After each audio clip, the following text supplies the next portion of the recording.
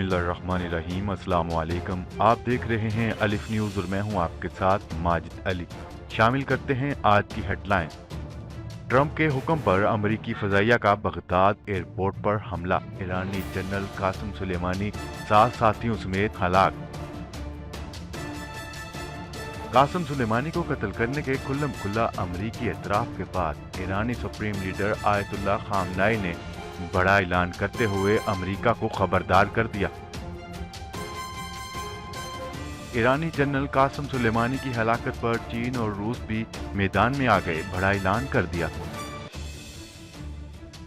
अमरीकी हमला, आलमी मंडी में तेल की कीमतों में अचानक इजाफा।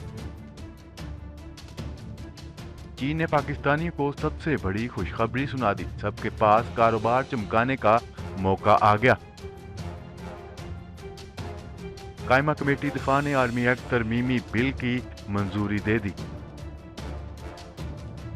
इक्तिसादी तरक्की का ख्वाब, वज़ीर आज़म इमरान खान की कोशिशें रंग ले आई, पाकिस्तान के लिए माशी मैदान से अच्छी और बड़ी खबर आ गई।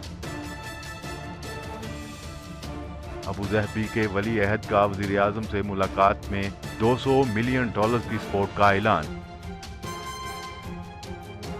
पंजाब हुकूमत ने पुलिस में भर्तियों पर आयद पाबंदी खत्म कर दी। खबरों की तफसीलात में जाने से पहले बढ़ते हैं आज के सवाल की तरफ। अमेरिका ईरान कशीदगी में इजाफा।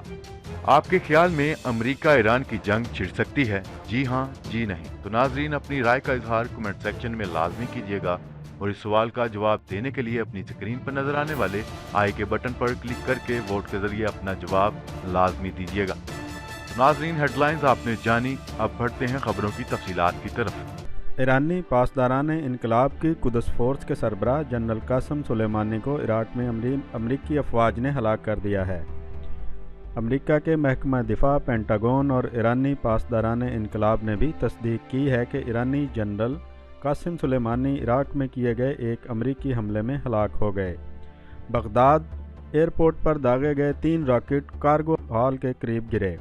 रॉकेट हमले से 2 कारों को आग भी लगी। रॉकेटों से अहम मेहमानों को एयरपोर्ट लाने वाली गाड़ियां तबाह हुईं।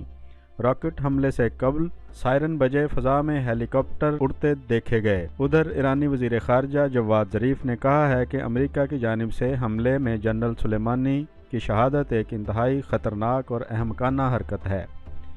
अमेरिका अपनी बदमाश मुहिम जोई के तमाम नताइज की ज़िम्मेदारी खुद बर्दाश्त करेगा। गैर मुल्की खबर रसां इदारे के मुताबिक जुमा को जारी किए गए एक बयान में अमेरिकी महकमा दिफा ने तस्दीक करते हुए कहा है कि उन्हें सदारती हुक्म के मुताबिक निशाना बनाया गया।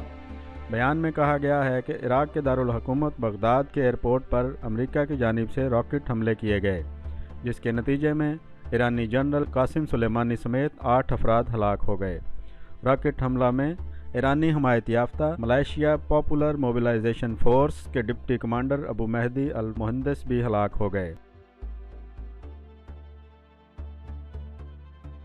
बढ़ते हैं खबर के अगले हिस्से की जानिब। अमेरिका ने बगदाद एयरपोर्ट पर हमला करते हुए ईरान की पासदारान इनकलाब के चीफ जनरल कासिम सुलेमानी को कत्ल कर दिया है और खुल्लम खुल्ला ज़िम्मेदारी भी कबूल कर ली है, जिसके बाद ईरानी सुप्रीम लीडर भी मैदान में आ गए हैं और वाज़ह ऐलान कर दिया है।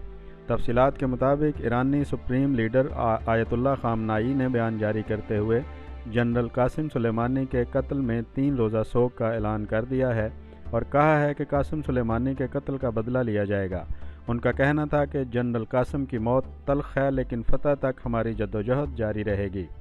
दुश्मनों की ज़िंदगियाँ मज़ीद तल्ख बना देंगे। सख्त तरीन इंतकाम जनरल कासिम के कातलों का मुंतज़िर है। बढ़ते हैं खबर के अगले हिस्से की जानिब। चीनी वज़ारत ख़ारजा की जानिब से जारी बयान में कहा गया है कि चीन ने हमेशा बैनुल-अक़वामी मामलात में ताकत के इस्तेमाल की मुखालफत की है। चीन ने अमरीकी हुकूमत पर जोर देते हुए कहा है कि कुशीदगी से बचने के लिए अमरीका तहम्मुल से काम ले। चीनी वज़ारत ख़ारजा ने बयान में कहा है कि इराक़ की खुद मुख्तारी और इलाकाई सालमियत का एहतराम किया जाना चाहिए, जबकि मशरिक़ वस्ता और खलीजी इलाके में अमन व इस्तेहकाम बरकरार रहना चाहिए। रूस की जानिब से भी अमरीकी हमले में ईरानी जनरल की हलाकत की मज़म्मत की गई। روسی وزارت خارجہ کی جانب سے جاری بیان میں کہا گیا ہے کہ ایرانی جنرل کی ہلاکت سے مشرق وسطی میں کشیدگی میں اضافہ ہوگا۔ بڑھتے ہیں خبر کے اگلے حصے کی جانب۔ عراق میں امریکی حملے کے بعد عالمی منڈی میں تیل کی قیمت میں اضافہ ہو گیا ہے۔ تفصیلات کے مطابق عراق کے دارالحکومت میں امریکی ڈرون حملے کے باعث ایرانی جنرل قاسم سلیمانی کی ہلاکت کے بعد خطے میں پیدا ہونے والی کشیدگی سے عالمی منڈی میں تیل کی قیمتوں میں اچانک اضافہ ہو گیا ہے۔ غیر ملکی میڈیا کے مطابق برنیٹ کروڈ آئل کی قیمت $3 اضافے کے ساتھ $69.16 فی بیرل ہو گئی ہے، جبکہ امریکی West Texas Intermediate crude oil کی قیمت $1.6 اضافے کے ساتھ $62.94 بیرل ہو گئی ہے۔ بڑھتے ہیں خبر کے اگلے حصے کی جانب۔ چین سے پاکستانیوں کے لیے ایک اور بہت بڑی خوشخبری آ گئی ہے۔ چینی حکومت نے کئی پاکستانی مصنوعات پر عائد ٹیرف ختم کر دیا ہے، جس کے بعد پاکستانی مصنوعات بغیر ٹیکس کے چین میں برآمد کی جا سکیں گی اور پاکستان زیادہ زر مبادلہ کما سکے گا۔ چین اور پاکستان کے مابین فری ٹریڈ ایگریمنٹ دوم کے نام سے ایک معاہدہ ہوا تھا، جو اب لاگو ہو گیا ہے۔ اس معاہدے کے تحت دونوں ممالک ایک دوسرے کی مصنوعات پر عائد ٹیرف یکسر ختم کر دیں گے یا اس میں 75% تک کمی کر دیں گے۔ یہ معاہدہ آئندہ 15 سال تک لاگو رہے گا اور ان سالوں میں چین اور پاکستان ایک دوسرے کو بغیر ٹیکس یا انتہائی کم ٹیکس پر برآمدات کر سکیں گے۔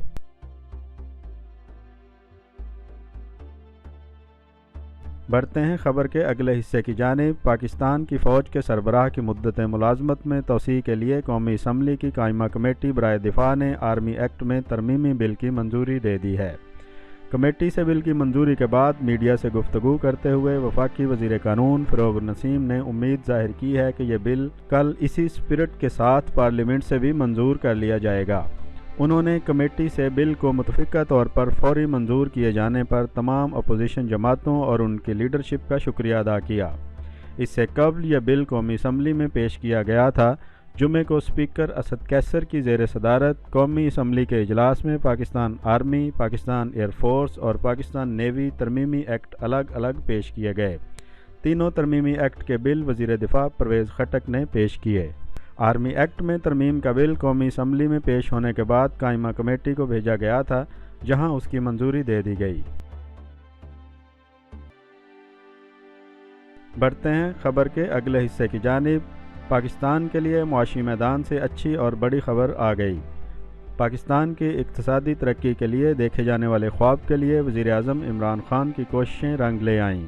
تفصیلات کے مطابق سی پیک کے تحت ملک کے پہلے خصوصی اقتصادی زون پر کام کا آغاز ہو گیا۔ وزیر اعظم نے آج فیصل آباد میں علامہ اقبال انڈسٹریل سٹی کا افتتاح کر دیا۔ ملکی اور غیر ملکی کمپنیاں 400 ارب روپے کی خطیر سرمایہ کاری کریں گی۔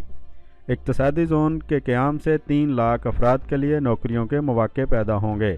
ابتدائی طور پر چین 125 بلین اور پاکستان 35 بلین روپے کی سرمایہ کاری کرے گا۔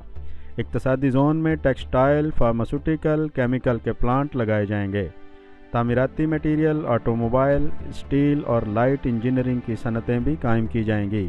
حکومت نے اقتصادی زون کے لیے بجلی، پانی اور گیس کی بنیادی سہولیات مہیا کر دیں۔